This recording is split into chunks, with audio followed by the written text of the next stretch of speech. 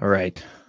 Didn't really want to do this as a live, but because of my technological deficiencies, this is the easy way to do this. So I wanted to talk about two things I figured out today that I did not know, and something I've been telling people for many years that was incorrect. And so we're going to talk about it. So I'm going to try to share and give this a minute here. Now, last time I tried to share on a live, um, did not go well. It went okay. It didn't go well. So I'm gonna try this again.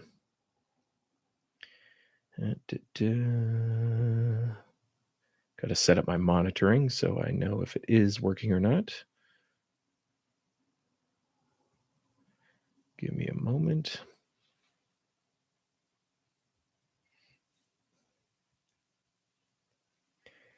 All right. So started today with was doing some research about something. Oh, okay. Showing just a black screen right now. Hopefully that black screen stops. So I was trying to do some research. I live in Colorado Springs. I live in proximity to the Air Force Academy, and Air Force Academy is a federal military installation. And I've been telling people for years that you can't carry on military bases, which is generally speaking is true. But I've included the Air Force Academy in that. And I had occasion today to go to the Air Force Academy's website to look up what their rules are for going on the base because they've changed because of Trump, I guess. I'm not sure. And I found a section in here on concealed carry. So this is not okay. I think I'm gonna have to quit the screen share because it's not coming through. I don't think. If you can, if you're watching this, throw in the chat whether or not you can see my screen. Um, I think it's showing now. Okay. All right. So if we are on, I'll show you the website that we're on. We are on the USAFA, US Air Force Academy.edu/visitors/getting on base. And just FYI, to make this work, you do have to type in the https/www. All right. So scrolling down, concealed carry. Concealed carry is limited to law enforcement officers, Safety Act credentialed personnel, credentialed civilian law enforcement personnel in the performance of official duties, credentialed agents assigned to the criminal defense criminal investigative organizations, federal employees, retirees, and or dependents that are 21 years or older and have a Colorado concealed handgun permit or a permit with any of the Colorado reciprocity states may conceal their privately owned firearm in their privately owned vehicle while transiting the academy, but may not remove the firearm from their vehicle. When stored in a vehicle, there must be a two-lock system in place. The vehicle itself must remain locked, and the firearm must also be locked in a compartment trigger lock. It's our open carry of firearms is not authorized on the academy. Okay. So this is the part that I'm a little confused about because it says retirees and or dependents that are 21 years or older and have a Colorado concealed handgun permit or a permit with any of the Colorado reciprocity states. So to me, this reads that there is a group of people that can carry on the Air Force Academy. Retirees, I assume that means retirees from the Air Force and or dependents. So if you are dependent of a retiree, that you are 21 years or older and have a Colorado concealed handgun permit. So this is a little confusing because I'm not sure if this is supposed to mean that you must be a retiree and or a dependent of a retiree. Um, so this is news to me. I'm not saying that if you have a concealed carry permit, you should just go try to carry on the Air Force Academy base. but I need to do a little bit more investigating on this. I'm going to call the security forces next week sometime and try to get an answer. So, um, with all military installations, my understanding is that the only way you can take a gun onto the base, if you're not a credentialed person, is that you have prior approval from the base commander to bring a specific firearm onto the base, and a concealed carry permit is not prior approval. So, um, oh, thanks, Leonard. I appreciate it. So there's that. I didn't know that. More information is necessary to understand this, but that was one thing I learned. The other thing I learned, and I'm going to try to change my sharing here to the entire window. I think this will okay. Whoa, sweet. All right, let's see. Yeah, it did work. Okay. See how technologically illiterate I am? So I was on YouTube today and I saw this clown, who I assumed was a clown at first, open carrying his Glock 20 in Yellowstone. And we can play the video. He's just walking with this big douchebag holster, open carrying at looks like the those pools, mud pot pools or whatever. I've been to Yellowstone once. I don't remember what everything's called. So I was under the impression since 2010, February 2010, that open carry was not permitted in the national parks, that only concealed carry was appropriate or allowed in the national parks.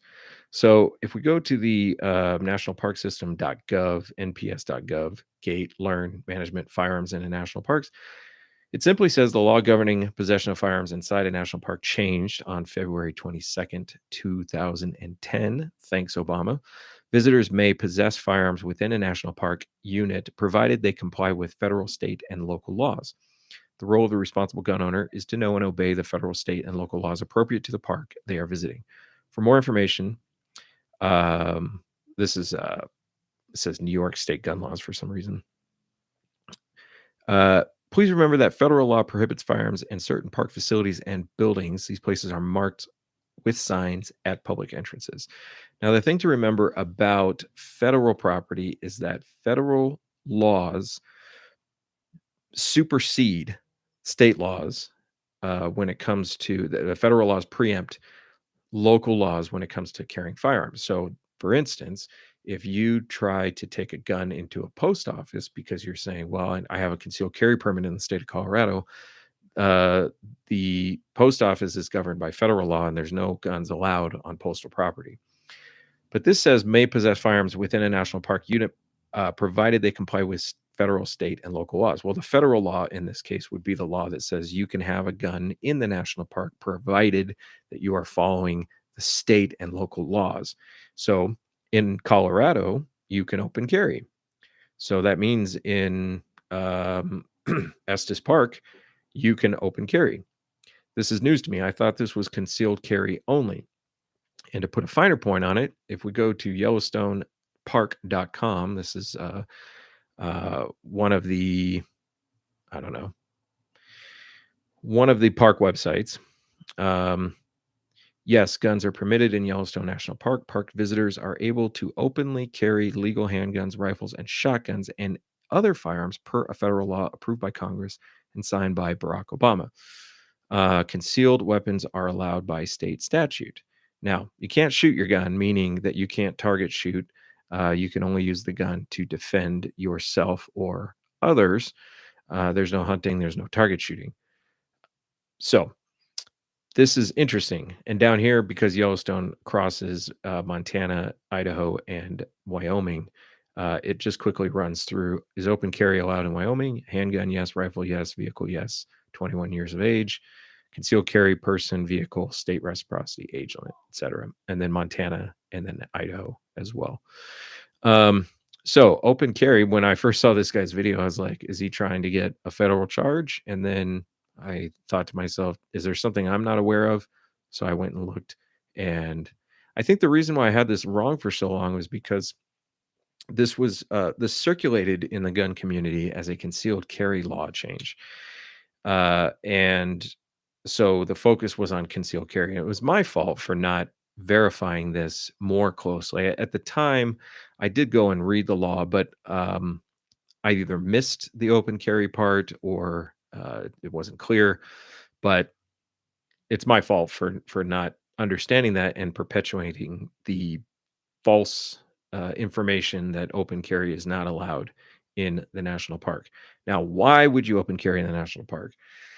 Generally speaking, open carry shouldn't be practiced in populated areas. It attracts too much attention. It makes it easy for people to target your firearm when they're thinking about, doing bad things. They could steal your gun. We got plenty of videos showing that happening. However, in a more rural setting like this, in a setting where you might be doing some hiking in the national park, where you're going on long hikes and comfort becomes an issue with concealed carry or access if you're wearing a backpack, it does start to make some sense to open carry in some circumstances. I would say generally the guideline is still conceal when you can, open carry when you must.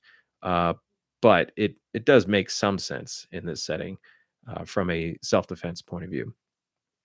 You're probably going to attract quite a bit of attention in the national park because you have to understand that people come from around the world to come to some of these parks, and they are probably not used to seeing this. And you're not responsible for other people's feelings, but there is a difference between necessary attracting of attention and unnecessary attracting of attention. So, for instance, this gentleman right here, I've been on this trail. This trail is about a few hundred yards from the parking lot, and this guy's not in any hiking attire. He's just open carrying a 10 millimeter Glock because he can, which is a dipshit move, in my opinion. So I think he's still a clown for doing this, but I appreciate him helping educate me on what the laws are for national parks. So I just recently did a video on open carry, and I believe I mentioned that you can't open carry a national park, and that's incorrect apparently.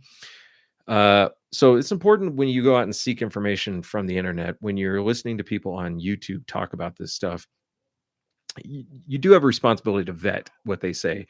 In my videos, I try to back up what I say with documentation, but I'm not perfect about it, and you shouldn't take my word for it as the absolute um, authority on it. Go read the laws for yourself. In the videos where I do cover the laws, I try to show you where you find those laws so you can go read them yourself. A little caveat about reading the law yourself: you should read the law yourself and you should do your best to understand the law yourself. Unfortunately, in some states, like in Colorado, the laws are getting overly complicated and getting to the point where you kind of need a law degree to understand some of these laws. There's interconnectedness between certain statutes. So you have to go and not only understand the statute you're reading, you have to understand the other statute, and you have to understand how it applies. So, and that's one of the downsides of people voting for more laws, any kind of laws, not just left or right, but any kind of laws. You're increasing the complexity of living your life, and that's not a good thing. So um, this is September 5th. September is National Suicide Prevention Awareness Month. I've got WTTA.org written on the board back there. I have a WTTA handout here. Walk the Talk America. This is a free resource for mental health awareness, mental health resources for gun owners. And so I want to draw some attention to that. Please take a look at WTTA.org, not because you need it, but because it's important to understand that there are resources out there. If you ever had to recommend somebody's telling you that they're in crisis, or they're not telling you they're in crisis, but you can tell they're in crisis, and there may be a firearm involved, or even if there's not a firearm involved, there are resources out there, and Walk the Talk America is an outstanding resource, and I encourage you guys to check that out. So, as usual, I don't give a fuck about your subscriptions. I don't give a fuck about your likes. Please post your comments or questions in the comment section, because that is something I do care about. Conversation for furthering the discussion around the topics that we cover in these videos. All right, that's it for me. I'm Isaac Chase, Guns for Everyone. We got free concealed carry classes. We got some coming up this week. We got plenty coming up all the way through October. They're on our website. I hope to see you there. Thanks for watching. Talk to you guys later. Peace.